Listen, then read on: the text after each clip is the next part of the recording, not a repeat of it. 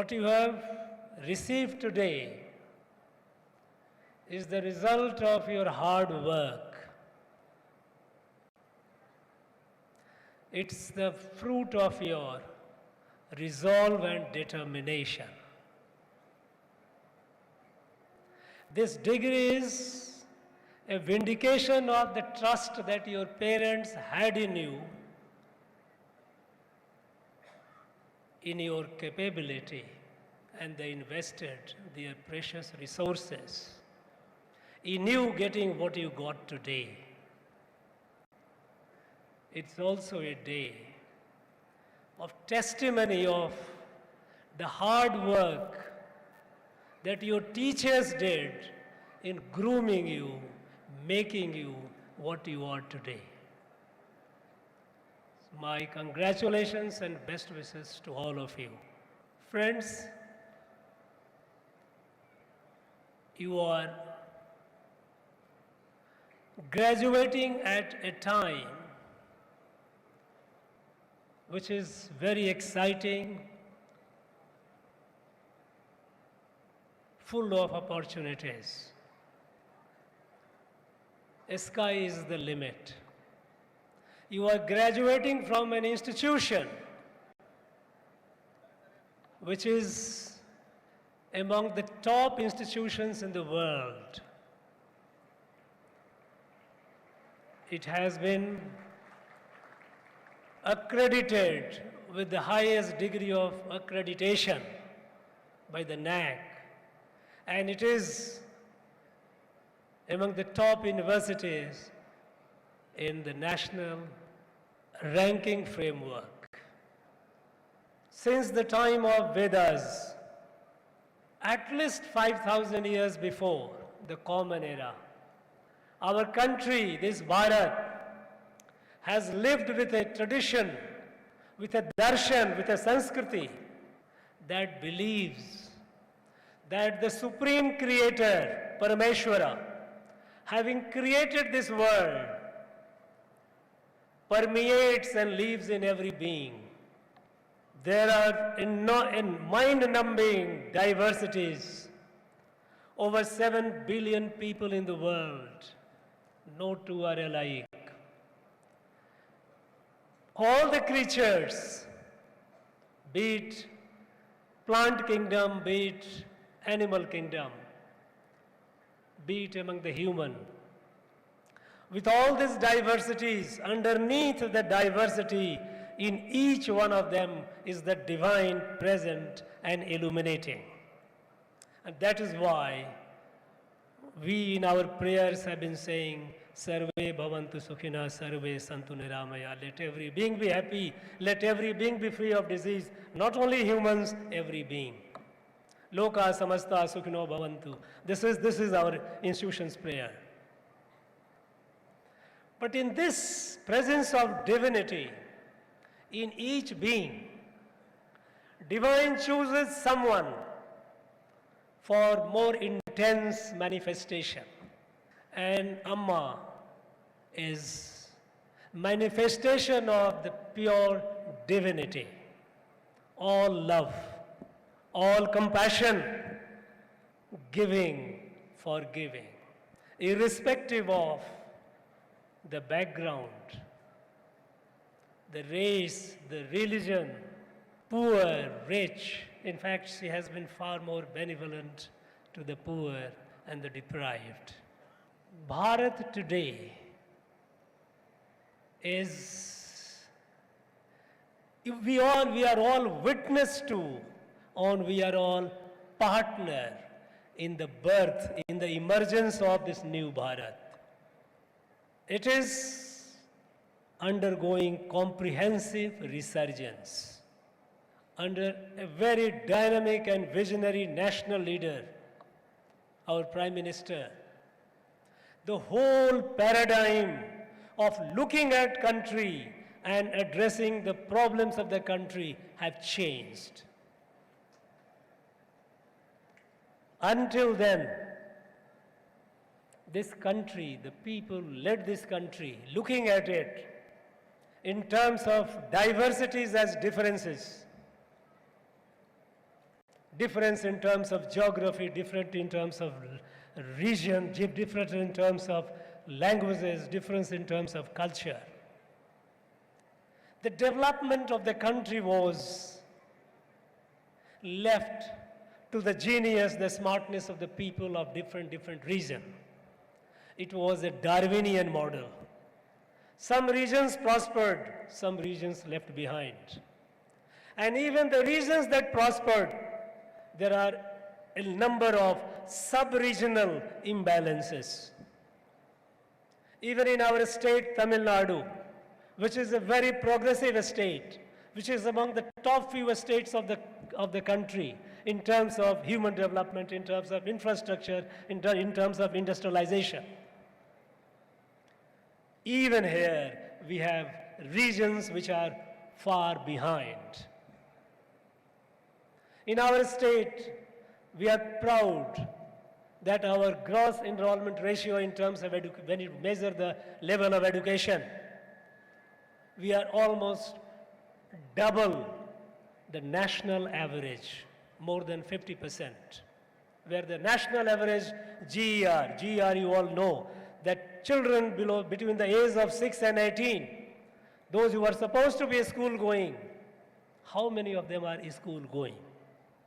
That is the gross enrollment ratio. While in our country it is about 28%, in Tamil Nadu it is 50% plus. But here again, we have communities deprived, marginalized, scheduled caste, Adi Dravida, scheduled tribes.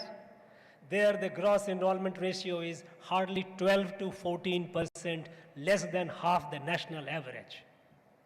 Now this imbalance, sub-regional imbalance, inter-community imbalance, is primarily because our people did not understand this country. They looked at this country in a way from the prism, from the eyes with the colonial masters looked at. For the first time, we have a leader who looks at the country as a family. Every citizen of India must have access to the basic ingredients of citizenship, like health, education, access to drinking water. Nobody should be homeless, nobody should be hungry. And with this comprehensive approach, the country is rising. There is also a fundamental difference, because earlier the government were the Mai-Baap, everything. Government were looked upon as the primary source or the engine of growth and development. Everyone looked at the government. This is a country of over 1.3 billion people. How many of them are in government? Just infinitesimal. We have to trust our people. We have to trust our men and women of the country, especially the young men and women. And so the paradigm shift was focused away from the government towards the people. Jan Bhagidari, people's participation, and government job was to reduce the obstacles, the shackles, the chains that were put on the creativity of our people. And look at where we are today. In the last 7 to 8 years, look at in all fields. If about 7 years back, we had in our country less than 400 startups, today we have more than 70,000 startups. It is happening. Our young men and women are doing these incredible things. This latent energy, this potential creativity was suppressed. Allow them to breathe, allow them to grow, let them develop. And they are developing. They are doing incredible things. Domains which were considered completely closed, like a space, it is open with the creation of in a space an entity. Let popular participation happen. Let people dream of doing things in a space. Let our industry explore the space. because we know that a space is a domain so essential, so crucial for our development and our defense, for our security. Everything in our life today, whether we watch our film through the DTH, direct to home television facility, or we do the navigation GPS in our car, or whatever, in number of weather forecasting, disaster management, all kinds of things, telemedicine. It's all based on a space-based assets. A space is a domain crucial to us. And now with the opening of a space, other days, some young men from IIT Madras, they came and demonstrated to me their capacity in a space, Agni Kul. They are building launch vehicles which will carry the payload of 30 kg to 300 kg in the space. We have launch vehicles which carry metric tons of weight, but we need today, there are people, there are industries, there are segments that need a smaller satellites, a smaller payload. These young men are building a smaller satellites at a far lower cost, and people, industries from developed countries, US, Europe and Japan are coming and signing MOU with them. This is the power of our youth. This is the power of our people. Trust in our countrymen and women. Empowering our Nari Shakti, the half of the country. Where were they? With this movement campaign, Beti Bachao, Beti Padhao, empower, open the domain. Now even the military is open to the women. We see the rise. For a very long time we had the stigma of gender imbalance in our country, right from independence, even before. During the colonial period, since then it began, men were more than women. A lot of infanticide used to happen. The census data of 2021 is yet to come, but the samples done reveals that now for the first time we will have women more than men, if not equal, more than men. Now, and all these are coming forward. This is the power of the country. Country is to be built by the countrymen and women. This trust, this fundamental difference. Today, the world looks at India with expectation. Until recently, in the Committee of Nations, on the international tables, smaller countries used to have louder voice. People used to ignore India. Today, nobody does that.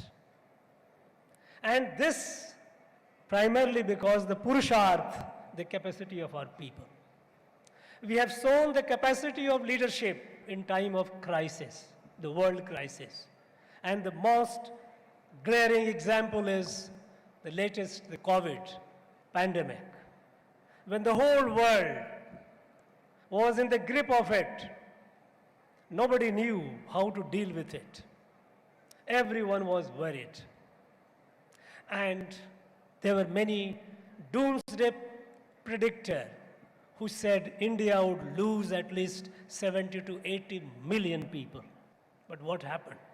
Thanks to our management, thanks to the confidence imparted in our people by the national leadership and COP, and the trust of our people in that leadership, thanks to our scientists who created the vaccine in a record time, and having created the vaccine, while we were expecting that this global pandemic would at least force the world, force the developed countries to think about the model of development.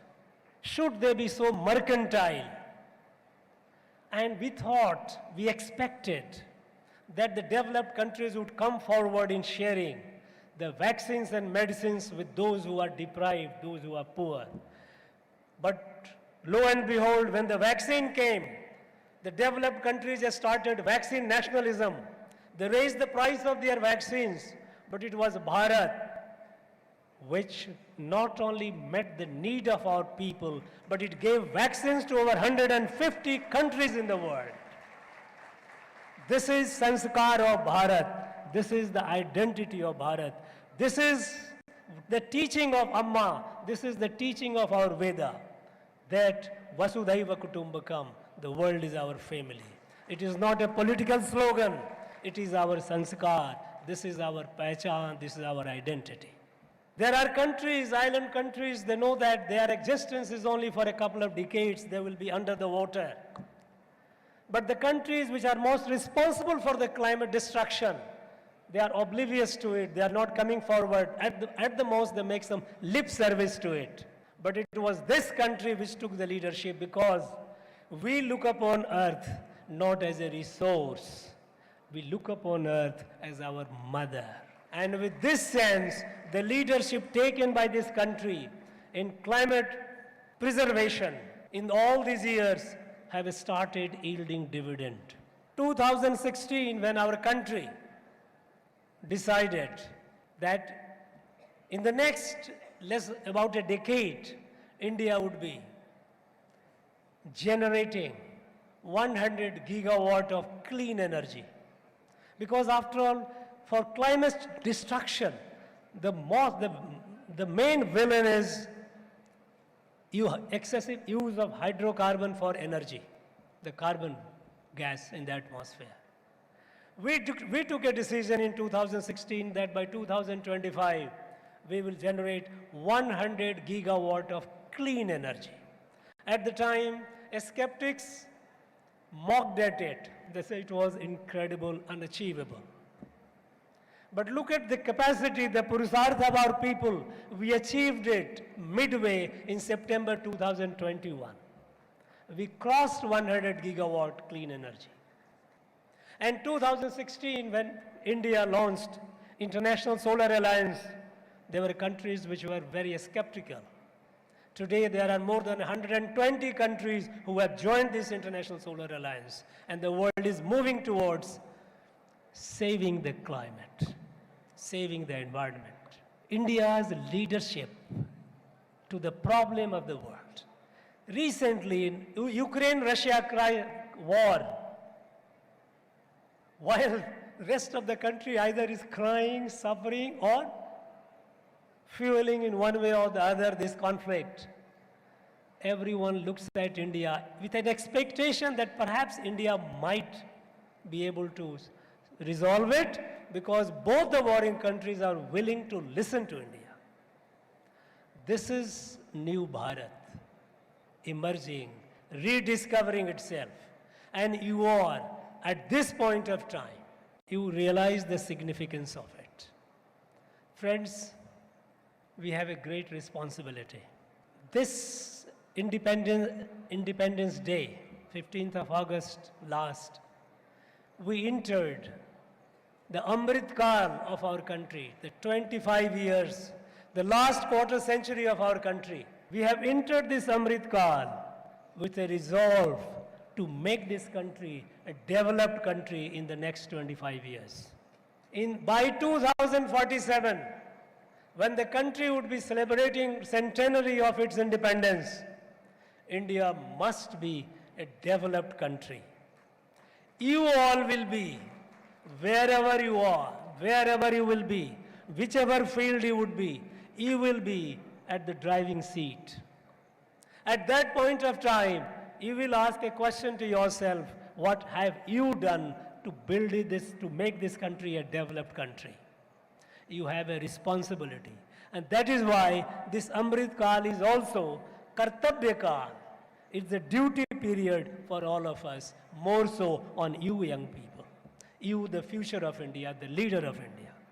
While, friends, we have to build our nation as the leader, as a developed nation.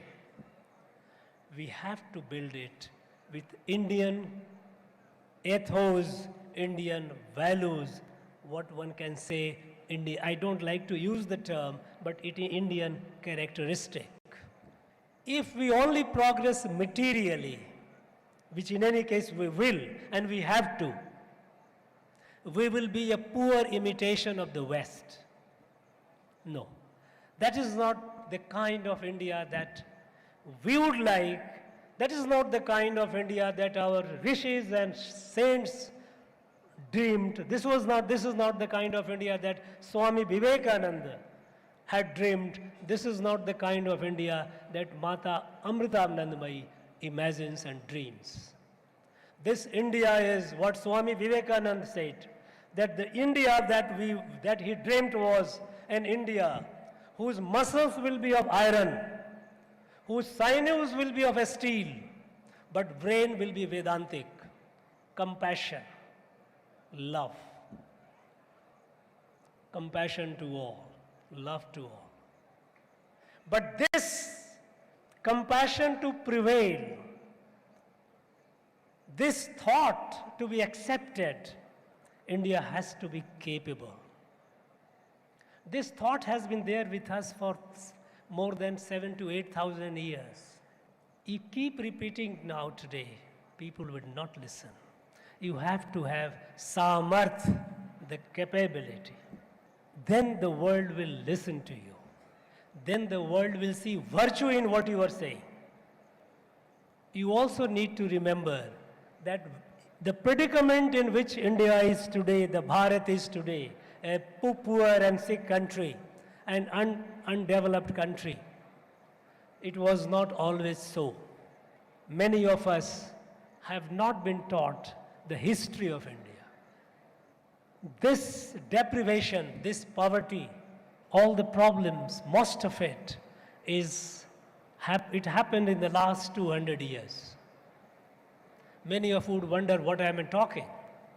Go on the Google, internet, and click world economy, millennial perspective, OECD countries. I know what OECD countries are. It is a club of the rich and wealthy countries. They commissioned a study to understand how the global economy has been through the centuries. The team was led by an economic historian, Professor Angus Madison. Their report you read, it is there available on the internet. From the 1st century till the 18th century, India was the economic powerhouse of the world. Almost 1/3 of the global GDP was India. There was no America, there was no Europe. The decline started happening after the colonization and destruction of our industry, our economy, our education system, and deliberate infusion of a sense of inferiority complex among us that Indians must accept the superiority of the West. And it was a colonization of our mind that made us believe that this is how we were. There was nothing great about the past of India.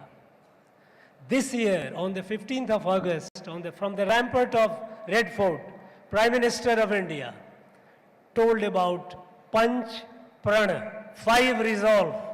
5 resolve that we must take. Of course, number 1 resolve is to build the nation, a developed nation. Another resolve is to take pride in our virasat, heritage.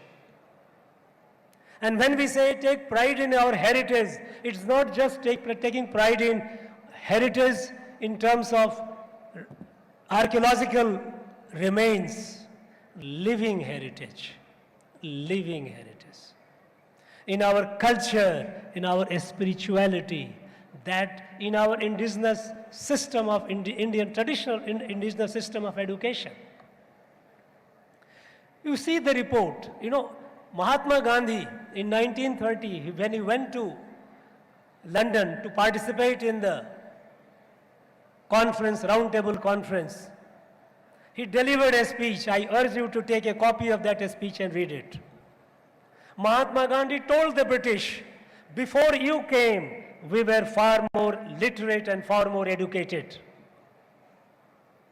Many people would wonder, what is it so?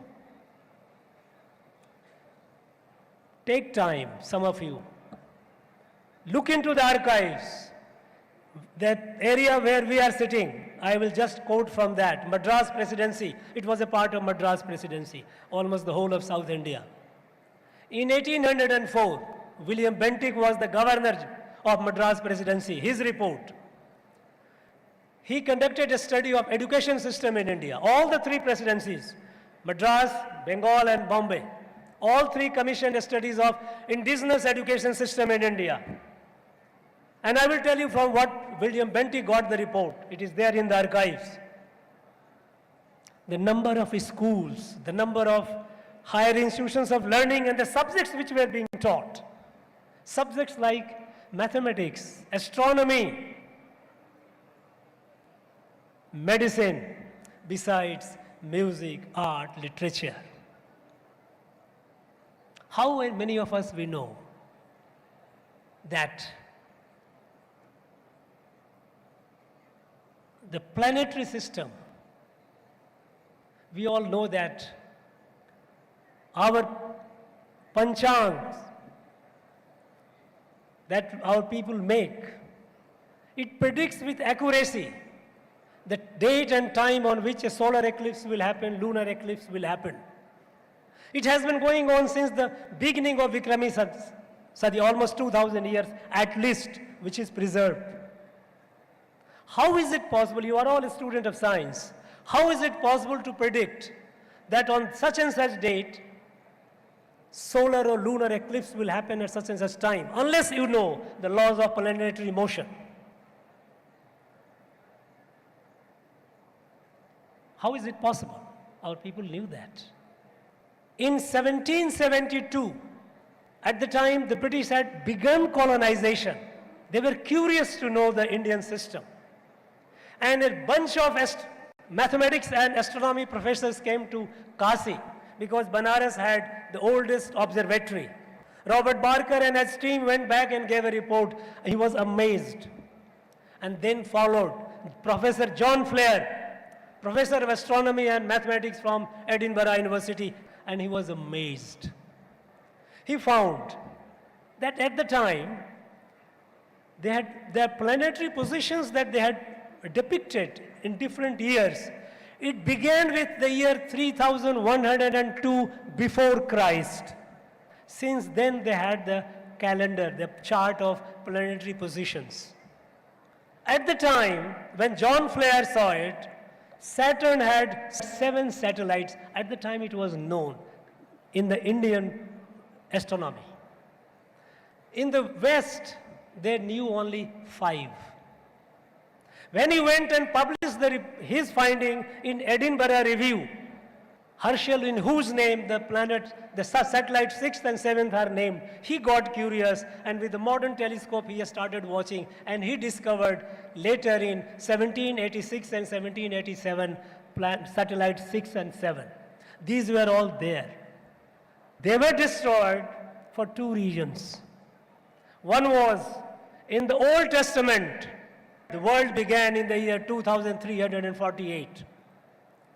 If the world began in 2348, how could there be a planetary, somebody calculating the planetary position in 3102 before Common Era? It was not possible, so it was forcibly suppressed and debunked. And for another reason was that if the empire to be sustainable and durable in India, they must destroy the indigenous system of education, industrial economy, indigenous economy, and infuse a sense of inferiority among the indigenous people, the natives of India, and infuse in them a sense of superiority towards the British. They wrote fictitious history. Everything in India was dark and dismal, disorganized country. This is the picture that they projected. The one person who understood this and who was pain was Swami Vivekananda. And that is where he gave the call of building the nation. The nation has to be, people of this country has to be aware of their glory of the past. That if you have to take the leadership of the world tomorrow, it is not because it is going to be the first time. For 1800 years, you were the leader of the world. Something has happened in the last 200 years. We need to overcome that. And we will overcome that because we are inheritors of those very people who led the world. Who led the world with compassion and strength. So, love your heritage. And here I will urge you not to think small. You dream big because you are as big or as small as your dream. If you dream small, you will be small. Be sure, nothing will move you. In Bhagavad Gita, there is saying, Atmanaiva hi atmano bandhu, Atmanaiva siput, Atmanaiva riput atmanaha. You are the best friend of yourself, you are the worst enemy of yourself. Have the confidence in yourself. Dream big. I often tell our young friends, you are like the seed of a banyan tree. And I'm sure in these beautiful premises there must be many banyan trees, and many of you must have seen the seed of a banyan tree. It is the size of tiny atom, mustard. But in that tiny seed, there is a huge mammoth tree is hidden. You are all that. Remember yourself that you are a huge banyan tree. You have to grow. If you don't grow to that, it's a loss to you, loss to your family, and loss to the nation. So dream big. Dream big. Dream which might sound incredible, the dream that might sound unattainable, but have the audacity of dreaming big and work hard to achieve the dream. The dream alone will be, if a lazy dream is not a dream, it is a negative thing. Work hard to fulfill your dream. And be sure you will attain the dream. In the path of your pursuit of your dream, you will come across setbacks. I too came from a very rural, remote area, a village. I used to walk 8 kilometers one way and come back. Barefoot because there was no road. And for 4 months in a year, we had to lifting our trouser, our pant, because there used to be water. We had to walk for kilometers in the water. But that didn't stop or didn't inhibit from dreaming. Gold shines when it is put in fire.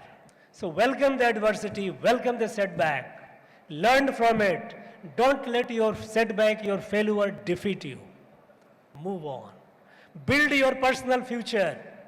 Build your family future.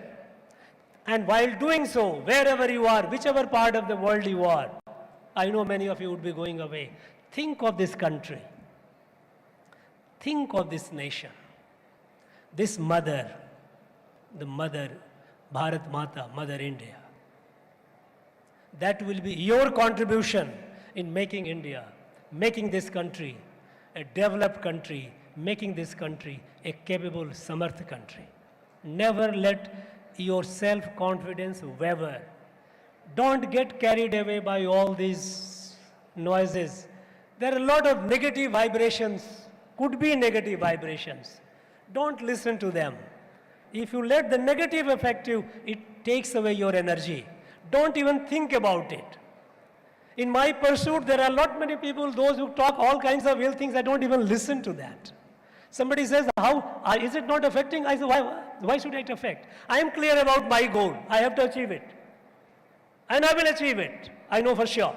I'm not worried about who says what. That should be your spirit. Don't let your self-confidence waver.